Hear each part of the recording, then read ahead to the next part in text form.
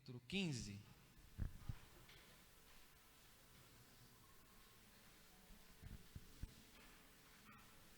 A partir do versículo 1 e 2, depois o versículo 11 a seguir. Lucas 15.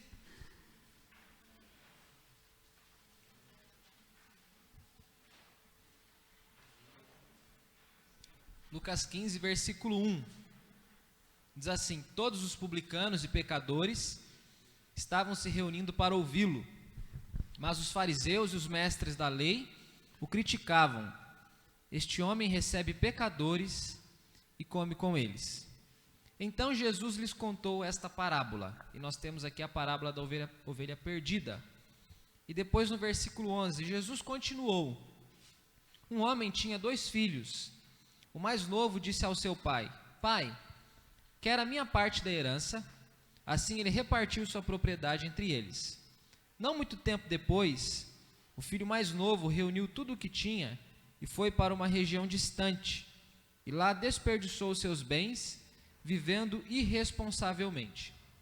Depois de ter gasto tudo, houve uma grande fome em toda aquela região, e ele começou a passar necessidade. Por isso foi empregar-se com um dos cidadãos daquela cidade, que o mandou para o seu campo a fim de cuidar de porcos. Ele desejava encher o estômago com as vagens de alfarrobeira que os porcos comiam, mas ninguém lhe dava nada. Caindo em si, ele disse: quantos empregados de meu pai têm comida de sobra, e eu aqui morrendo de fome? Eu me porei a caminho e voltarei para meu pai, e lhe direi: Pai, pequei contra o céu e contra ti. Não sou mais digno de ser chamado teu filho. Trata-me como um dos teus empregados. A seguir levantou-se e foi para seu pai. Estando ainda longe, seu pai o viu, e cheio de compaixão correu para seu filho, e o abraçou e beijou. O filho lhe disse: Pai, pequei contra o céu e contra ti. Não sou mais digno de ser chamado teu filho. Mas o pai disse aos seus servos: depressa, tragam a melhor roupa e vistam nele. Coloquem um anel em seu dedo e calçados em seus pés. Tragam um novilho gordo e matem-no. Vamos fazer uma festa e alegrar-nos, pois este meu filho estava morto e voltou à vida, estava perdido e foi achado. E começaram a festejar o seu regresso. Enquanto isso, o filho mais velho estava no campo. Quando se aproximou da casa, ouviu a música e a dança. Então chamou um dos servos e perguntou-lhe o que estava acontecendo. Este lhe respondeu: seu irmão voltou, e seu pai matou o novilho gordo, porque o recebeu de volta são e salvo. O filho mais novo encheu-se de ira e não quis entrar. Então seu pai saiu e insistiu com ele, mas ele respondeu ao seu pai: olha, todos esses anos tenho trabalhado como um escravo ao seu serviço, e nunca desobedeci às suas ordens. Mas tu nunca me deste nem um cabrito para eu festejar com os meus amigos. Mas quando volta para casa esse teu filho, que esbanjou os teus bens com as prostitutas, matas um novilho gordo para ele. Disse o pai: meu filho, você está sempre comigo, e tudo que eu tenho é seu. Mas nós tínhamos que celebrar a volta deste seu irmão e alegrar-nos, porque ele estava morto e voltou à vida, estava perdido e foi achado. Amém? Feche os seus olhos, vamos orar. Senhor, nós acabamos de ler a sua palavra, uma palavra viva, eficaz, e através dela o teu Espírito Santo age nos nossos corações.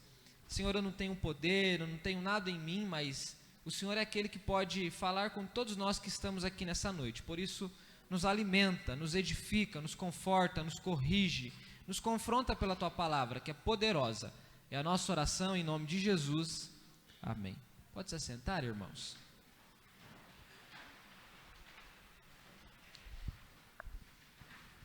O versículo 1 diz assim, todos os publicanos e pecadores estavam se reunindo para ouvi-lo. Versículo 2, mas os fariseus e os mestres da lei o criticavam. Este homem recebe pecadores e come com eles. Então o texto é muito claro para dizer para nós qual é o público que está ouvindo Jesus pregar, ouvindo Jesus contar histórias, ouvindo Jesus anunciar o evangelho. Esse público ele era composto por 2 classes, por 2 grupos diferentes. primeiro era o grupo dos publicanos e depois era o grupo dos fariseus. E o texto é muito enfático, eles estavam reunindo para ouvir Jesus falar. Os publicanos era aquele grupo de pessoas que eram envolvidas com a cobrança de impostos, eles trabalhavam para o Império Romano, eles tinham essa função, portanto eles não eram bem vistos pelos judeus, porque os israelitas, os judeus, os hebreus, eles haviam sido dominados pelo Império Romano, que cobrava impostos, que impunha as suas próprias leis. Então o judeu não enxergava um publicano amigavelmente, pelo contrário, ele tinha uma certa rixa, uma certa birra, uma certa insatisfação. E esses homens estão com Jesus, ouvindo Jesus falar. O segundo grupo são os fariseus, que foi um grupo muito importante para Israel. Quando Israel volta do cativeiro, o país inteiro foi destruído, e esse grupo foi responsável por preservar a lei de Moisés. Só que com o passar do tempo, eles se tornaram muito extremistas. Eles não ficaram apenas na preservação, eles partiram para a idolatria. Eles começaram a idolatrar a lei de Moisés. E eles se tornaram muito rígidos, muito secos, muito sem vida. De modo que Jesus fala, esse povo é como sepulcro caiado. Por fora eles são belos, mas por dentro não tem mais vida, tem decomposição. Não tem um cheiro agradável, um cheiro bom. Então é esse grupo de pessoas que estão em volta de Jesus para poder ouvir o que Jesus tem para dizer. Um pastor, ao pregar sobre Lucas capítulo 15, disse que esse é o texto que a gente pode nomear como o capítulo dos achados e perdidos. Porque nesse texto aqui, tudo que se perde se encontra, se acha. Primeiro perde-se a ovelha, o pastor vai atrás da ovelha, encontra a ovelha. Depois a mulher perde uma moeda, uma dracma, ela varre a casa, acende a candeia, procura a dracma, a moeda, encontra a moeda. Então nós chegamos ao texto que nós lemos. Um filho se perde, mas no final ele é encontrado, ele é achado. Por isso o pastor disse, é o capítulo da Bíblia em que fala sobre achados e perdidos. E para quem que Jesus estava contando essa história, irmãos? Para esses dois grupos de pessoas que estavam ao seu redor ouvindo as suas palavras. E são dois grupos muito extremos.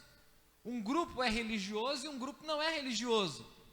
Um grupo é extremista em abraçar a religião com toda a força, com todo o vigor, e faz da religião uma guerra. O outro grupo não.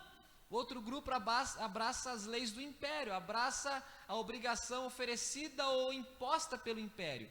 E Jesus então escreve, melhor dizendo, conta essa história que foi escrita por Lucas. E a parábola maior é a parábola do filho pródigo. A parábola da ovelha tem 4 versículos. A parábola da moeda tem 2 versículos. Mas a parábola do filho pródigo tem 21 versículos. É a maior parte do texto escrito. Então parece que Jesus enfatizou muito essa história. E essa história aponta para nós 3 personagens, é muito claro isso daqui. Nós temos o pai, nós temos o filho mais novo e nós temos o filho mais velho. É simples, não tem que inventar história para entender esse texto.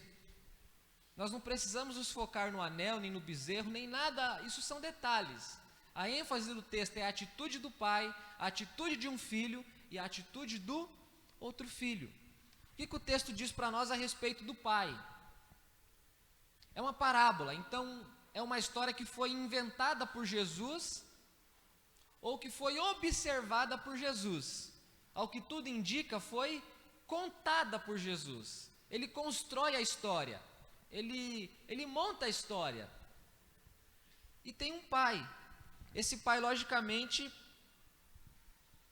ele age do modo exato que Deus age com as pessoas. É um ensino claro. Esse pai aqui não é um pai humano simplesmente. Não é um homem nascido de mulher simplesmente, que ama o filho, que aguarda o filho voltar para casa. Essas ações, elas expressam com exatidão qual é a ação de Deus em favor de Israel, qual é a ação de Deus em favor da igreja. O texto deixa isso muito claro. O pai, irmãos, é um homem muito amoroso, muito cheio de amor. Primeiro que ele tem 2 filhos, e o primeiro chega para ele e diz assim: pai, eu quero a parte da minha herança. Isso é um desaforo terrível. Como é que você pede para um pai vivo a sua herança? É como se você dissesse assim para ele: pai, já que o senhor não morre, o senhor não pode me dar o dinheiro que é meu antes do senhor morrer, porque eu não sei quanto tempo o senhor vive mais? É mais ou menos isso que ele está dizendo. O senhor não se toca que era para o senhor ter viajado já? Já que o senhor não se toca, parece que o senhor tem muito vigor e parece que tem muita lenha para queimar ainda, né? Me dá a minha parte da herança. Irmãos, a proposta, a pergunta do filho mais novo foi um desaforo para esse pai. É uma pergunta que desconsidera toda a paternidade do pai. É uma pergunta desprovida de carinho, de amor, de cuidado, de atenção, de gratidão. Não tem nada disso nessa pergunta. Pai, quer a minha parte da herança. Assim ele repartiu sua propriedade entre eles. O pai não oferece recusa. O pai não argumenta com o filho, ele não debate com o filho. Ele não diz para o filho: filho, que coisa horrível que eu estou ouvindo você me dizer. Nunca pensei que eu ouviria você dizer para mim essas palavras. Ele não faz nada, ele fica quieto. Simplesmente ele reparte a propriedade que ele tinha entre os filhos, e a parte que o filho pediu ele dá para o filho. O menino sai de casa, vai viver num país vizinho, gasta tudo que ele tem. Algum tempo depois ele volta para casa. E quem que ele encontra quando ele volta para casa? Melhor dizendo, quando ele está longe de casa, ele começa a passar por crise financeira, né? Até parece que a história foi escrita nesse contexto do Brasil, né? O camarada não encontrava nem comida de porco para comer. O racionamento de comida estava terrível. E lá naquele país distante, naquela terra distante da sua casa, ele se lembrou do pai. Qual é a descrição que ele faz a respeito do pai? Ele diz que o pai dele é um camarada bondoso. Ele diz que os empregados do pai dele não passam necessidade. Os empregados têm cama, tem comida, tem um teto que os livra do calor e do frio da noite. Então o pai dele é um bom patrão, é um bom senhor. Parece que o pai dele é um fazendeiro, essa é a ideia que o texto apresenta. Mas é um homem muito bom, não é um camarada avarento, como foi colocado pelo presbítero Marcos hoje de manhã no estudo. Não é um camarada que só pensa em lucrar, não, é um camarada bom, é um bom patrão, é um bom senhor, é um bom administrador, é um homem generoso. Ele diz assim: na casa do meu pai tem comida de sobra, eu estou aqui morrendo de fome. Ele reconhece, depois de ter quebrado a cara, que ele não merecia nem voltar a ser filho, que o pai dele o recebesse como um empregado, estaria de bom tamanho, porque sendo empregado não faltaria comida, não faltaria roupa, não faltaria cama, não faltaria um teto, não faltaria proteção. Ser empregado está bom para ele. Ele acha que o desaforo foi tão grande que ele não merece ser filho, ele não merece retomar a posição de filho, mas precisa ou espera ser contratado como empregado, como um trabalhador. Então olha a perspectiva que esse filho tem do seu próprio pai. É muito diferente da perspectiva inicial. A perspectiva inicial é: eu quero a parte da minha herança. Não quero nem saber se o senhor é bom, não quero mais viver do seu lado, quero ir para longe, quero a minha independência, quero a minha emancipação. Ele vai, fica longe, dá tudo errado para ele, então ele fala: rapaz, que bobeira que eu fiz. Meu pai é um bom homem, e o melhor lugar para eu estar seria a casa dele. Versículo 20: a seguir levantou-se e foi para seu pai. Estando ainda longe, seu pai o viu, e cheio de compaixão, correu para seu filho, e o abraçou e beijou. Esse versículo aqui, irmãos, ele transparece a ideia de que aquele pai tinha uma expectativa muito grande de que o filho retornasse para casa. A impressão que dá é que com frequência ele ia para a porteira da fazenda e ficava olhando para ver se o filho aparecia no meio do caminho que se perdia à sua vista.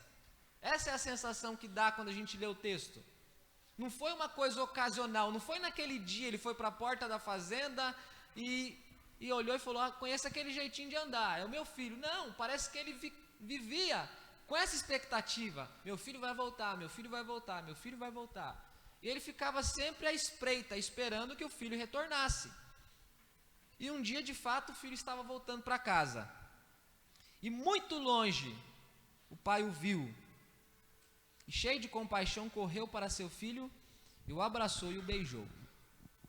Tem um pastor americano chamado John MacArthur.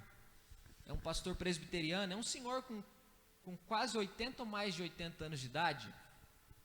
E é um homem que Deus tem usado muito na pregação do Evangelho nos Estados Unidos, na América do Norte, e ele tem sido um instrumento de Deus para aquela igreja, a igreja americana, e para a igreja ao redor do mundo, porque ele publica muitos livros, os seus sermões são acessíveis. É um homem muito abençoado, e ele tem um livro inteiro a respeito da parábola do filho pródigo. E ele diz nesse livro que a atitude que esse pai teve foi uma atitude terrível. Porque ao que tudo indica, pelas informações que Jesus presta nessa história, parece que esse pai é um homem muito bem financeiramente, um camarada estabilizado. É exatamente o que eu estou dizendo para vocês, parece que é um fazendeiro. Ele tem um novilho preparado para dar um grande churrasco, ele tem condições de colocar anel no dedo do filho, ele tem condições de dar roupas novas, ele assalaria os seus servos, a abundância, a fartura de comida na sua casa. Ao que parece é um camarada rico. E como rico que parece ser, ele deveria ter muitos servos à sua disposição, de modo que esse camarada nunca fazia esforço algum. Tudo que ele queria, ele dava uma ordem: faz isso para mim, e o servo fazia. O ato de correr, nesse contexto aqui do Novo Testamento, diz o pastor MacArthur, que é um ato que não é reservado para pessoas idosas, não é reservada para pessoas de boas posições sociais. Correr é uma atitude que crianças praticam, é a criança que corre, não é o idoso que corre, não é o homem que tem destaque social que corre. O homem que tem postura, que tem poder aquisitivo, que tem um destaque na sociedade, ele tem servos que correm ao seu favor, nunca é ele que corre. Mas Jesus conta que o pai viu o filho muito longe e, cheio de compaixão, correu ao seu encontro. A lei de Moisés falava sobre um tipo de... É deserção a palavra? Quando você tem um herdeiro e deserda, qual que é essa palavra? Deserdar. A lei de Moisés oferecia recursos, base suficiente para que aquele pai deserdasse o seu filho, porque ele tinha passado uma vergonha muito forte, muito clara, quando o filho em vida perde a sua herança. O filho poderia sofrer, quem sabe, até apedrejamento. Se o pai pensasse em receber o filho de volta, ele poderia ser altamente criticado. O povo ia falar: que homem frouxo, um filho desaforado desse, e ele ainda tem coragem de receber esse filho em casa de novo. A gente lê essa história e acha bonita a atitude do pai, mas a gente perde de vista o contexto, que a atitude do pai é bonita para nós, mas para a época era completamente humilhante. Receber de volta um filho irresponsável, receber de volta um filho que não foi grato, receber de volta um filho que não valorizou o seu amor, não valorizou o seu cuidado, um filho que esqueceu do que viveu para trás e só pensou no futuro. Quando esse pai encontra o filho, quando esse pai cheio de compaixão corre para o filho, ele está se submetendo a críticas, a julgamentos, a incompreensões, a vergonhas, que a gente não consegue captar. E Jesus descreve esse pai como estando cheio de compaixão. Essa palavra aqui foi usada por Jesus no capítulo 9 de Mateus, quando o texto diz que ele percorria pelas regiões, pregando o evangelho, curando os enfermos, e ele disse para os discípulos: vejam, os campos estão prontos para serem ceifados, peçam ao Deus da seara que envie trabalhadores, que trabalhem com compaixão, porque o texto havia dito que ele percorria as cidades com compaixão, pregando e curando os enfermos. Então os trabalhadores que ele diz aos discípulos que precisavam ser pedidos em oração a Deus, eram trabalhadores que trabalhassem a partir do seu critério. Qual o critério? O critério de um trabalho com compaixão. Essa palavra compaixão, ela expressa aquilo que a gente sente quando está, mais ou menos aquilo que a gente sente quando está ansioso, sabe aquele frio na barriga que não dá para saber se é na barriga, se é na espinha, a gente não sabe onde que é exatamente? É uma coisa que vem de dentro para fora. Compaixão não tem nada a ver com dó. Dó é um sentimento comum, todo ser humano sente dó. A gente sente dó do gato abandonado na rua, a gente sente dó do cachorro que só tem 3 patas porque foi atropelado, teve que amputar uma perninha. A gente sente dó. Mas compaixão não é dó, gente. Dó faz com que a gente olhe a situação e simplesmente sinta pena. E a gente não se responsabiliza por fazer alguma coisa perante a situação. A gente tem dó quando vai nas praças de São Paulo e vê aquele grupo de moradores de rua. A gente tem dó, a gente vê que eles precisam de roupas, precisam de alimento, precisam de moradia, às vezes precisam de vergonha na cara sim, porque às vezes não quer mudar de vida, mas é muito mais do que vergonha na cara que eles precisam, é um bando de coisas que eles precisam. Mas cheio de dó a gente entra no shopping, come um lanche, cheio de dó a gente vê uma promoção e compra uma roupa pra gente, sabendo que eles precisam. Percebe a diferença? Que a dó não muda quem a gente é? A gente vai pra cá cheio de dó.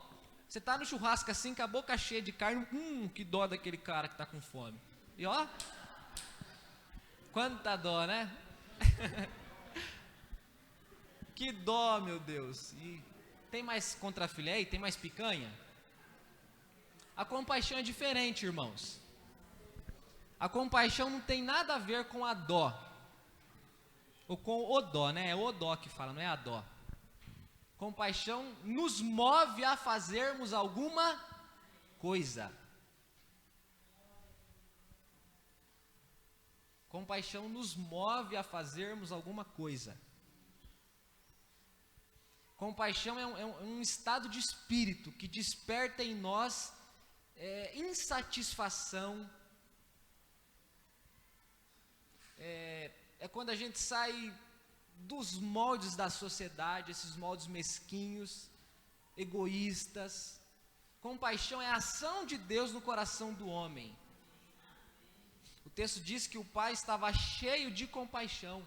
Quando a Bíblia fala da palavra cheia, ela está falando da palavra, é a mesma palavra para orientado ou guiado.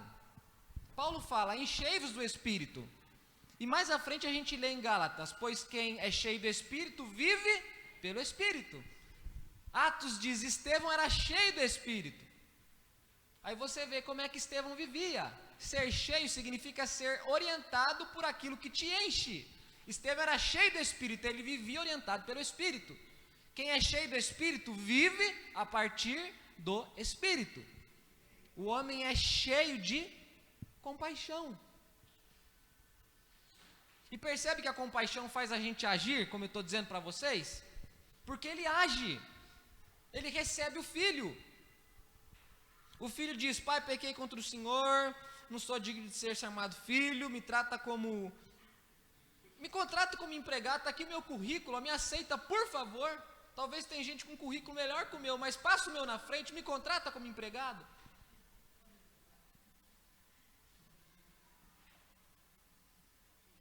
O pai disse aos servos, versículo 22, depressa, tragam a melhor roupa, vistam nele, coloquem um anel no dedo, calçado nos pés, tragam um novilho gordo, vamos matá-lo, vamos fazer uma festa e nos alegrar, porque meu filho estava morto e voltou à vida, ele estava perdido e foi achado, e começaram a festejar o seu regresso. Aqui tem vários pais, né? Quando eu digo pais é pai e mãe. Do jeitinho que a gente recebe lá no caderno, né? Reunião de pais. Você sabe que é para você e para sua esposa aí. Aqui tem vários pais cultuando a Deus, como vários pais em potencial também, né? Crianças, pessoas que ainda não casaram, que não tiveram seus filhos, mas que terão seus filhos futuramente. O que você faria no lugar desse pai?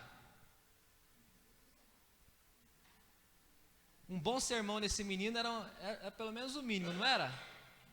Senta aqui, cara de pau, cara pálida, vamos conversar. Olha o que você fez, olha como você me tratou, você percebeu o que você fez comigo? Que desaforo.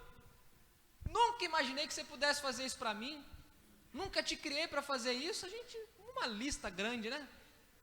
Pelo menos umas 3 horas de conversa daria para a gente ter com um filho desse, não daria? O texto não diz que o pai fala nada para o filho, nada. Simplesmente ele diz, busquem um anel, uma roupa, calçados, e aquele novilho gordo lá que está na hora de ir para a fogueira, na hora de ir para o carvão. Matem ele, vamos fazer uma festa, porque meu filho estava morto, voltou à vida, estava perdido e foi achado, e começaram a festejar seu regresso.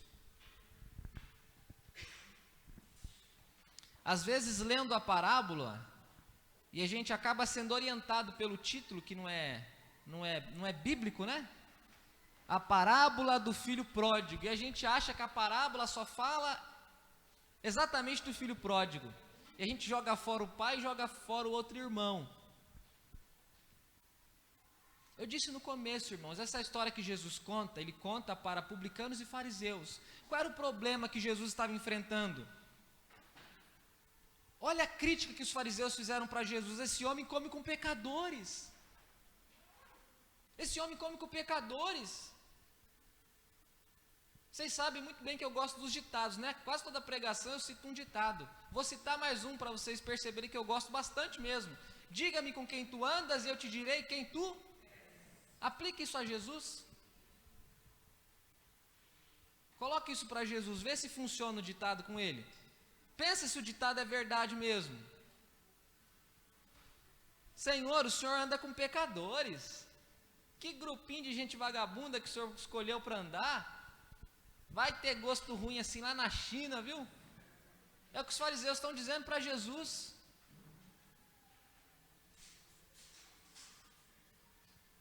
Quando Jesus conta essa história, ele está dizendo para esse povo que está criticando ele, gente, prestem atenção. Existe um pai que tem 2 tipos de filhos.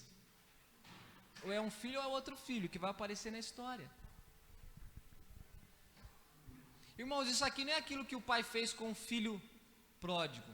Isso aqui é aquilo que Deus faz, fez e fará com você. Sabia disso?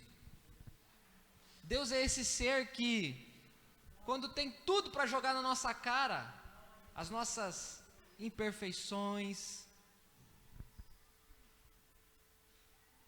Ele não nos retribui conforme nós merecemos.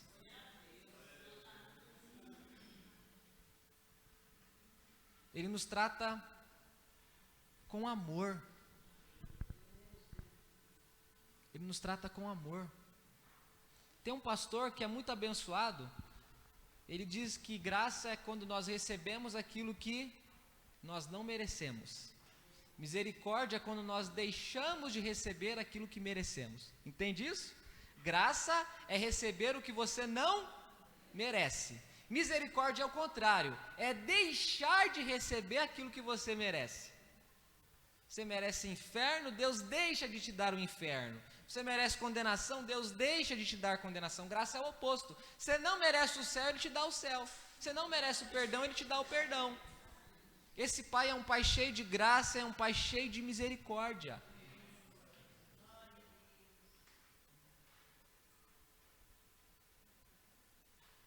Já que esse pai, ao que tudo indica, conforme Jesus está contando a história, expressa quem Deus é, o que a gente está fazendo com o nosso pai, irmãos?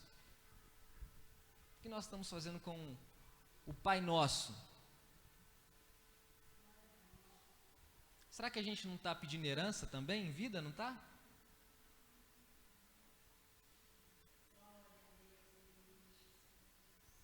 O texto continua seguindo e fala agora do outro filho. O filho que pede a herança. Quem que é esse camarada, segundo as palavras de Jesus? Ele é o caçula. O pai tinha 2 filhos, é o caçula.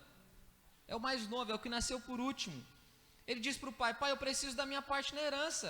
Ele é um camarada que conhece os seus direitos. Primeira coisa que a gente sabe é essa. Ele sabe que o pai tem uma herança para deixar para ele. E ele sabe que parte da herança é dele. Então ele diz para o pai, pai, eu quero a parte da minha herança. O pai reparte a propriedade, dá a parte da herança. Versículo 13, não muito tempo depois, O filho mais novo reuniu tudo o que tinha e foi para uma região distante. Percebe que o interesse dele é de fato, ele só quis arrumar o que ele tinha ali, não dá para saber o que ele tinha, né? Mas as coisas, os pertences dele que ele valorizava. Fez as malinhas dele e foi para uma região distante. Lá, desperdiçou os seus bens, vivendo irresponsavelmente. Então é um camarada que quer ser dono do próprio nariz, mas que não sabe ser dono do próprio nariz.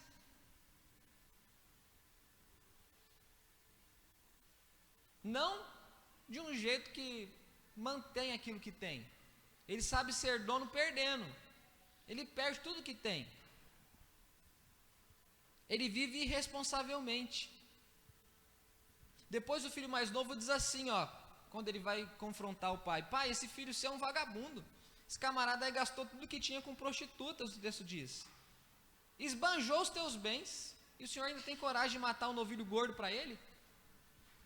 Quando o texto diz que ele vive irresponsavelmente, o filho lá responde: como que era esse viver irresponsável? Era um viver hedonista.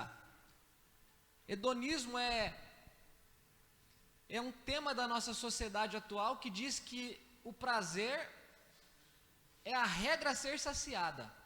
Viva pelo seu prazer. Satisfaça seus desejos. É certo aquilo que te alegra, te satisfaz, aquilo que te dá prazer. Esse camarada viveu assim. E ele perde tudo que tem. Ele esbanja tudo que ele tem, tudo que ele recebe. Depois de gastar tudo, o que aconteceu? Houve uma grande fome em toda aquela região. E ele começou a passar necessidade. O presbítero Márcio, que é presbítero em Sorocaba, muito amigo dos meus pais, da minha família, meu amigo também, ele é muito engraçado. Alguns irmãos aqui o conhecem. Ele diz assim: pastor, tem gente que está com a situação tão ruim que se cair de costa quebra o nariz. É esse camarada aqui. Se o coitado cai de costa, ele consegue quebrar o nariz. De tão estreita que estava o negócio pro lado dele, né? O cara gasta tudo o que tem. Depois que ele gasta tudo o que tem, o que acontece? Crise financeira no país e falta comida. Uma grande fome. Olha o nariz do camarada quebrando, sendo que ele caiu de costa. E ele começou a passar. O pastor falou aqui da gente se dispor para aprender novos idiomas, do desafio que é você ir para um outro lugar e você não poder conversar com as pessoas que estão na sua frente.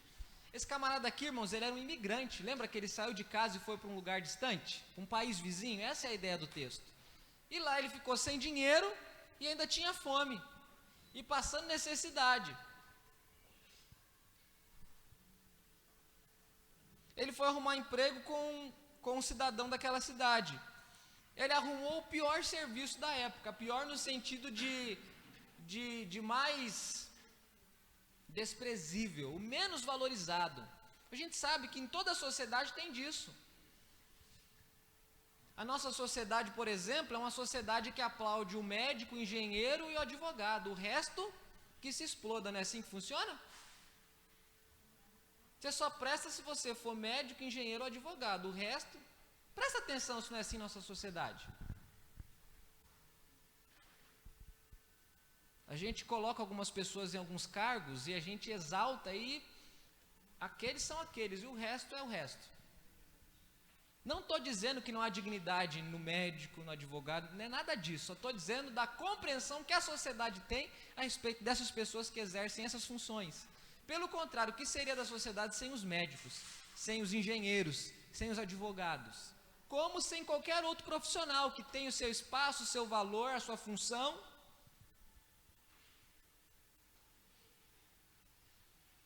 Ele foi arrumar um serviço o menos procurado.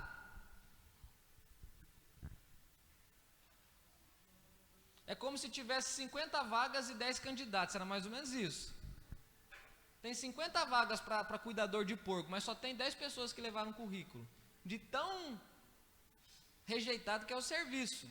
Ele foi cuidar de porcos. E ele queria comer aquilo que os porcos comiam. Mas ninguém lhe dava nada. Eu lembro que quando eu era criança, a gente morava no Parque dos Camargos, na outra gestão do meu pai em Barueri, quando pastor da igreja do Jardim Camargo. E isso foi nos anos 90. E o irmão Sebastião Adão, ele cuidava de porcos na casa dele. E eu tenho lembrança da minha avó e do meu avô guardando o resto de comida para dar para o irmão Sebastião, para ele alimentar os porcos. E eu, criança, olhava aquilo e achava aquele negócio nojento demais. Aquela coisa melecada, aquela coisa... Eu leio esse texto, eu lembro disso. Engraçado, né? As memórias ficam vivas, né? Lembro do meu avô levando a lavagem, né? Por irmão Sebastião Adão, que até hoje está vivo, um senhor com 80 e tantos anos de idade, para dar para os porcos dele que ele tinha. Até hoje ele mora numa casa grande, um quintalzão grande, nem sei se é cimentado hoje, né? Na época tinha muita terra naquele terreno. O camarada foi cuidar de porcos. E ele queria comer o que os porcos comiam. Você consegue notar a aflição desse homem, desse rapaz? O desespero, a fome, o abandono. Mas não encontrou nada. É quando ele cai em si. A palavra que Jesus usa é exatamente isso. É como se ele tivesse recuperado a sanidade. É como se ele tivesse ficado fora do ar por algum tempo e ele volta para o ar de novo. E quando ele volta para o ar, ele fala assim: o que eu fiz da minha vida? Na casa do meu pai, os empregados têm comida de sobra. Eu aqui procurando comida de porco, morrendo de fome. Vou voltar para a casa do meu pai e vou dizer para ele: pai, pequei contra o céu e contra ti. Não sou mais digno de ser chamado teu filho. Trata-me como um dos empregados.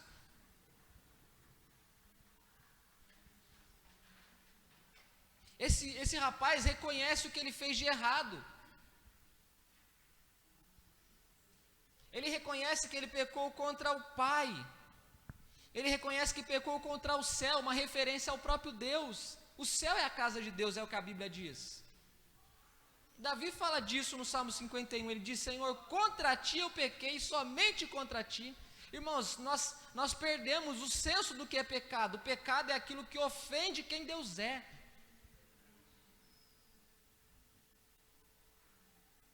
Nós perdemos o que significa ser um ser pecador.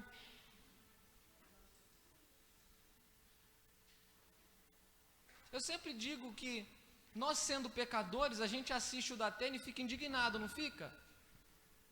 Você que é corrompido pelo pecado fica indignado com as práticas pecaminosas de outros pecadores. Você tem noção de como é que é para Deus enxergar o mundo, os homens, imersos em pecado? Se eu, que sou corrompido pelo pecado, eu olho para a sociedade e fico indignado, e Deus, hein? Como é que é? O profeta Isaías teve um vislumbre disso, né? Ele viu o Senhor assentado num trono alto, sublime. O que ele falou? Ai de mim que estou perecendo. O Manoá, o pai do Sansão, quando viu o anjo do Senhor, o que ele falou para a esposa dele? Vou morrer porque vi o Senhor. O que Deus disse para Moisés quando Moisés falou assim para Deus: Deus, mostra a tua cara para mim. Moisés, você não pode ver minha face e ficar vivo. Os serafins, os anjos, os querubins, aqueles que estão lá na visão de Isaías, eles cobrem o rosto para não enxergar o ser de Deus, que é um ser glorioso.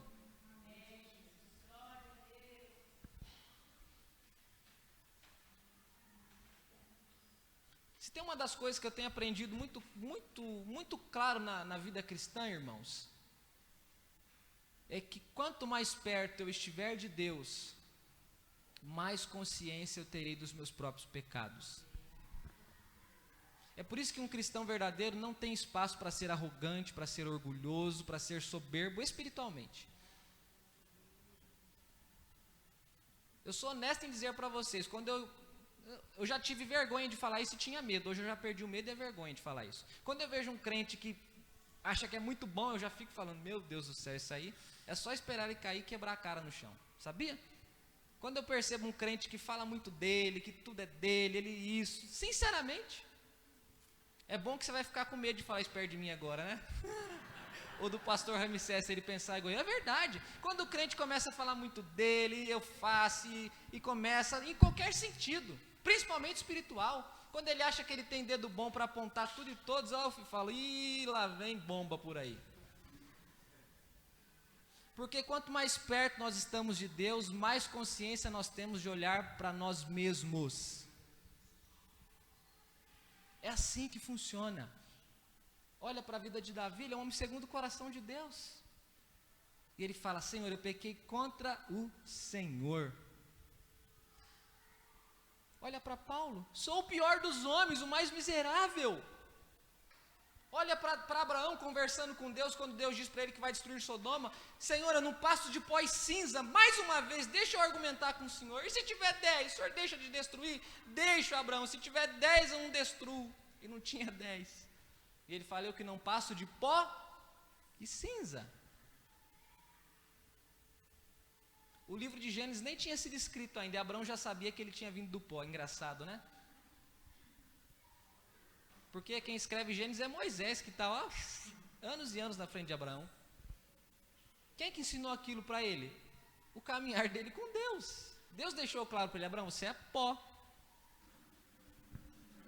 Esse rapaz aqui, irmãos, ele pinta e borda, não é? Que camarada irresponsável, sai de casa, falou para o pai, pai, o senhor demorou demais para morrer, me dá o seu dinheiro que é meu, que não é nem seu, é meu. Ele pinta e borda, ele erra de forma absurda. Mas olha a atitude dele, ele cai em si e diz, eu pequei contra Deus, eu pequei contra o meu pai. E eu vou dizer para ele exatamente isso. E o mais maravilhoso é que ele chega diante do pai e ele não muda a conversa, ele fala a mesma coisa. Leia comigo o versículo 18, olha o que diz. Eu me porei a caminho e voltarei para meu pai e lhe direi, pai, pequei contra o céu e contra ti. Não sou mais digno de ser chamado teu filho, trata-me como um dos teus empregados. Versículo 21, o filho lhe disse, pai, pequei contra o céu e contra ti, não sou mais digno de ser chamado teu filho. Ele nem tirou nada, nem omitiu, nem acrescentou, nem tirou nada da conversa que ele tinha pensado. Primeiro ele pensou, quando eu voltar para a casa do meu pai, eu já sei o que vou dizer para ele. Aí passaram-se os dias da jornada dele de volta para casa, ele encontra o pai, ele diz exatamente o que ele havia dito que diria. Pai, pequei contra o Senhor, não sou digno de ser mais chamado teu filho. É um homem arrependido. É um homem arrependido.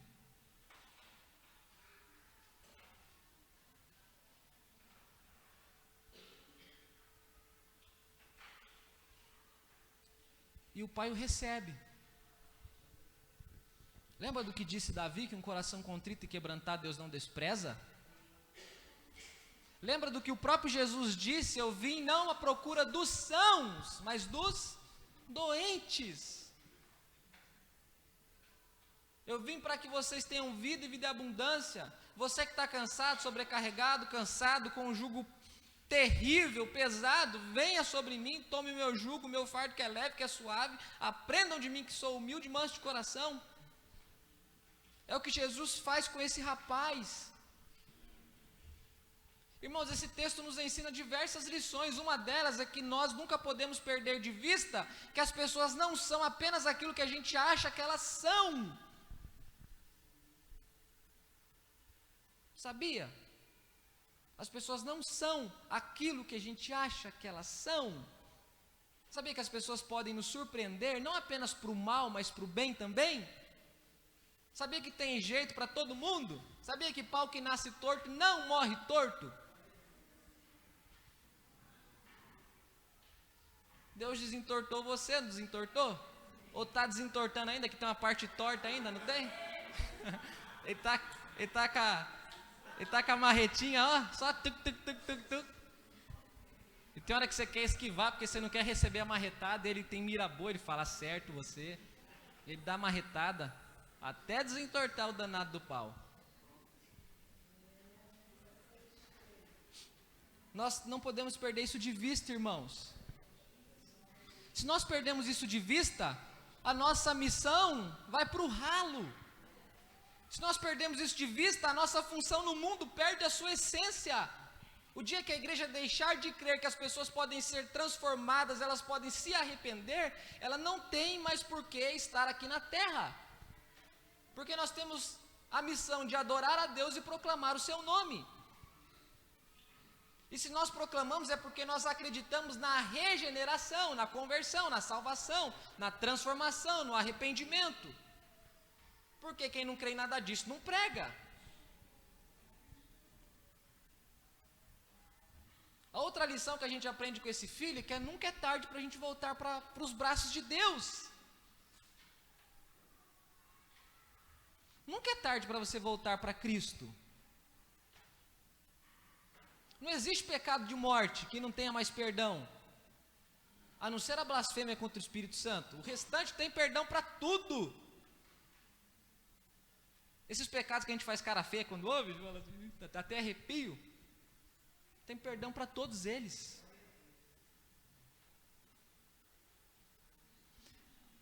Deus não nos trata conforme nós merecemos ser tratados, Ele nos trata conforme a maneira como Ele nos ama.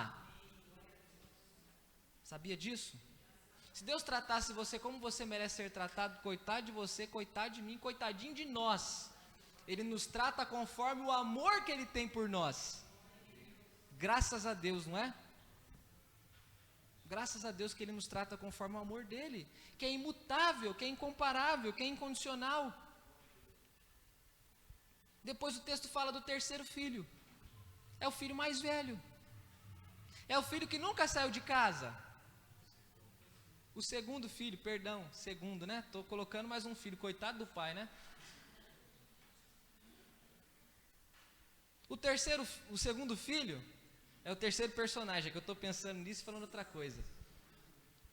O terceiro personagem, que é o segundo filho, ele pega o bonde andando, ele chega em casa, ele escuta som de música, ele sente cheiro de carne assada, né? Fumaça subindo, ele fala, que é isso? Não estou sabendo de nada diferente aqui na minha casa, o que está acontecendo? Quem que fez aniversário? Não é meu aniversário, não é do meu pai, meu irmão não está em casa, o que está acontecendo? Aí ele pergunta para o servo, o que está acontecendo aí? O servo diz para ele, o seu irmão que estava perdido foi achado, voltou para casa. Seu pai mandou matar um novilho gordo e está dando uma festa maravilhosa, alegre. Versículo 28, o filho encheu-se de ira e não quis entrar. O pai se enche de compaixão. O primeiro filho se enche de arrependimento. O segundo filho se enche de ira.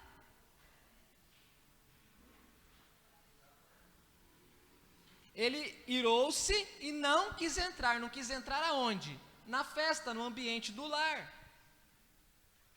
O pai insiste com ele. Mas ele responde ao pai, olha, todos esses anos tenho trabalhado como um escravo ao teu serviço. Nunca desobedeci às tuas ordens. Mas o senhor nunca me deu um cabrito para fazer uma festa com os meus amigos. Mas quando volta para casa, esse irresponsável, o senhor mata para ele novilho gordo. Esse filho nunca saiu de casa, irmãos. Nunca deixou o pai. Esse filho nunca pediu a herança.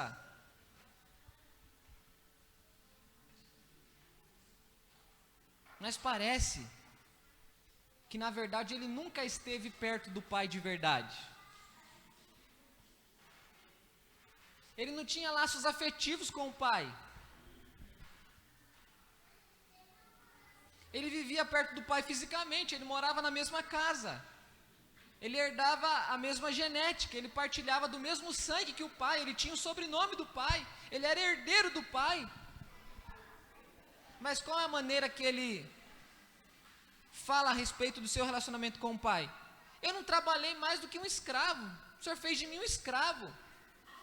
E outra, eu nunca recebi um novilho desse para fazer um churrasco com os meus amigos. O pai diz para ele, filho, tudo que eu tenho é seu. Não tinha outro jeito, nós tínhamos que ficar alegres com a volta do seu irmão. Ele estava morto e voltou à vida. Ele estava perdido e foi achado. Sabe o que esse texto está ensinando para nós, irmãos? Eu estou acabando, por favor, não tire sua atenção não, porque senão a meia hora, 40 minutos que você está me ouvindo não serve para nada, se você não percebeu que eu vou dizer no final. Quando Jesus começa a contar essa história, ele está contando para publicanos e pecadores. Quem faz o papel dos publicanos aqui é o filho mais novo que pede a herança. Quem faz o papel dos fariseus aqui é o filho mais velho que fica em casa. Por quê, pastor? Porque os publicanos é esse grupo de pessoas que andavam com Jesus e que os fariseus diziam: não acredito que o senhor anda com essa laia de gente. O senhor anda com esse povo pecador. Pecador como? Igual o filho mais novo, que sai de casa, que apronta, que pinta e borda. Os fariseus são os religiosos, aqueles que zelavam pela lei, aqueles que tinham prazer na lei, mas era um prazer para se sentirem superiores. E eles não aceitavam aqueles que eram inseridos na fé cristã.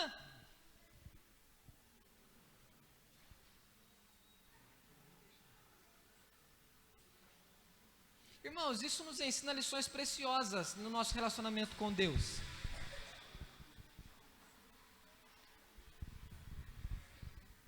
O filho morava junto com o pai, não morava? O segundo filho? Mas você não vê nenhum tipo de afeto que ele expressa pelo pai.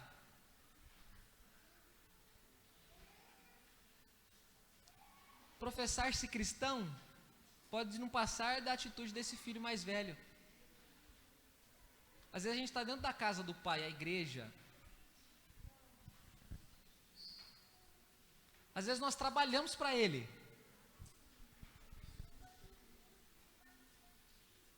A gente trabalha fazendo uma porção de coisas. Vocês sabem como é que dá para trabalhar? Dá para trabalhar sendo presbítero, diácono, músico, vocalista. Dá para trabalhar sendo professor de escola dominical. Dá para trabalhar limpando os bancos, lavando banheiro. Dá para trabalhar fazendo cantina. Dá para trabalhar de um monte de jeito. Sendo líder de ministério, de departamento, disso, daquilo. Ixi!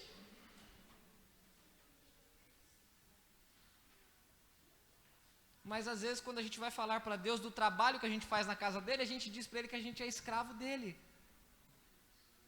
Escravo no sentido de oprimido, explorado, não recompensado. O senhor nunca me deu um novilho para eu fazer uma festa com os amigos.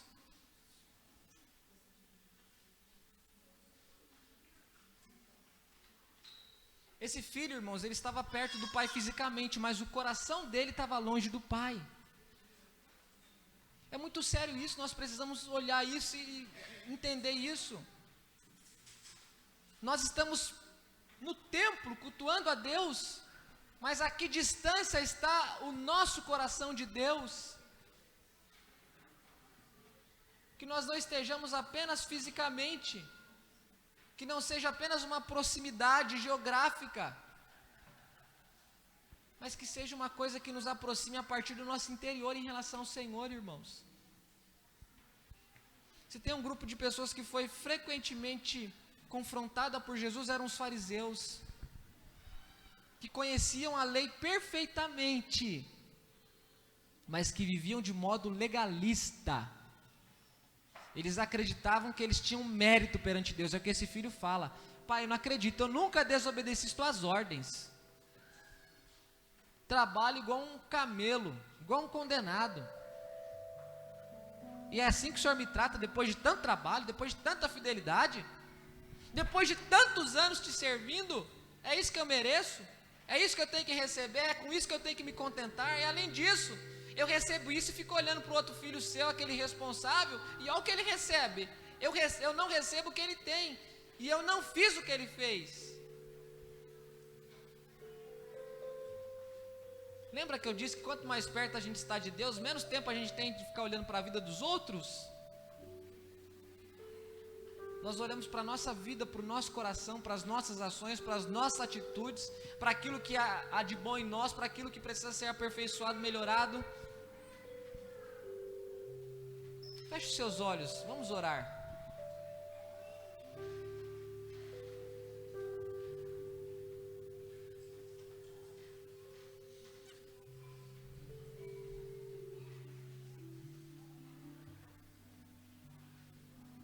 Hoje, que filho você é hoje? Amanhã você pode ser diferente de hoje, mas hoje, que filho que você é hoje para Deus? Pensa nisso e transforma isso em oração. Você é o filho que está querendo distância de Deus? E falando, vou sumir da presença dele, porque ser crente não está dando nada de bom para mim. Estou ganhando nada com isso. Só estou acumulando frustração, decepção, sonhos não realizados, cobranças, exortações. Não estou lucrando nada com isso. Estou querendo outra vida. Ou você é o filho que está fazendo tudo certinho. Ninguém pode falar um A de você. Mas seu coração é cheio de ira. Seu coração não se regozija com a compaixão que Deus demonstra aos pecadores. Você é impecável no desempenho, mas você é pobre no afeto. Pode ser que você seja esse filho, você é um ou você é o outro. O melhor é que nós podemos deixar de ser o primeiro se nós estamos agindo como o primeiro no sentido negativo. O mais curioso é que Jesus não disse que houve mudança na atitude do segundo filho. Houve mudança na atitude do primeiro. O primeiro mudou. O segundo não mudou. Parece que Jesus está dizendo para os fariseus que estão ouvindo ele contar aquela história: terminem a história vocês. Que fim vocês darão para essa história? Vocês vão continuar na dureza do coração? Vocês vão continuar na religiosidade? Vocês vão continuar no legalismo? Ou vocês vão mudar de postura? Senhor, obrigado pela sua palavra. Essa história que acredito ser uma das mais conhecidas da tua palavra, uma das mais lidas, quem sabe uma das mais pregadas. Diversos livros já foram escritos a respeito dessa história. É uma história linda, maravilhosa, que nos ensina coisas preciosas, Senhor. E que é para nós como um espelho, porque expõe o nosso coração bem na frente dos nossos próprios olhos. Senhor, me ajuda, nos ajuda, ajuda o teu povo, ajuda a tua igreja. Nos livra das atitudes irresponsáveis do primeiro filho, que age com ingratidão. Mas mesmo pedindo que o Senhor nos livre, eu sei muito bem que quantas vezes eu já caí nessas ações, e a tua igreja como eu, Senhor. Que haja pelo menos arrependimento em nós, que nós possamos cair em nós novamente, cair em si, recobrar o juízo, a sanidade e dizer: vou voltar para a casa do meu pai, vou dizer para ele que eu pequei contra ele.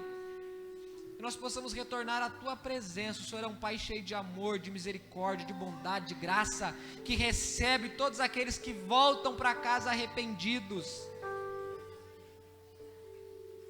Pode ser que nós estejamos como o segundo filho, Senhor, dominados pela ira, pelo rancor, vivendo baseado no mérito, achando que por sermos obedientes temos direito. E de fato aquele filho tinha direitos. O próprio pai disse: filho, você está comigo o tempo todo, o que eu tenho é seu. Não adianta você me pedir um bezerro, um novilho gordo. Todos os bezerros meus são seus. Você não precisa me pedir, eles são seus. Nos livra, Senhor, de vivermos assim, duros, enrijecidos, inflexíveis, imutáveis, críticos, julgadores dos outros,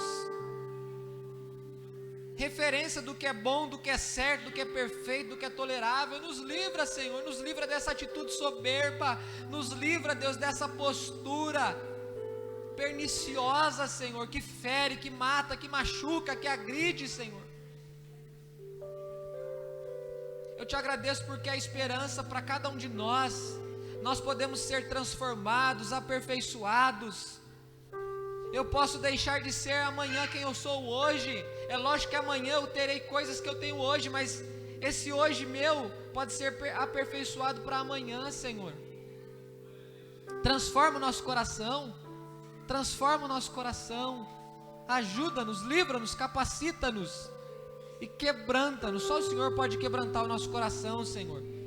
Só o teu Espírito pode agir em nós. Em nome de Jesus, Senhor, em nome de Jesus.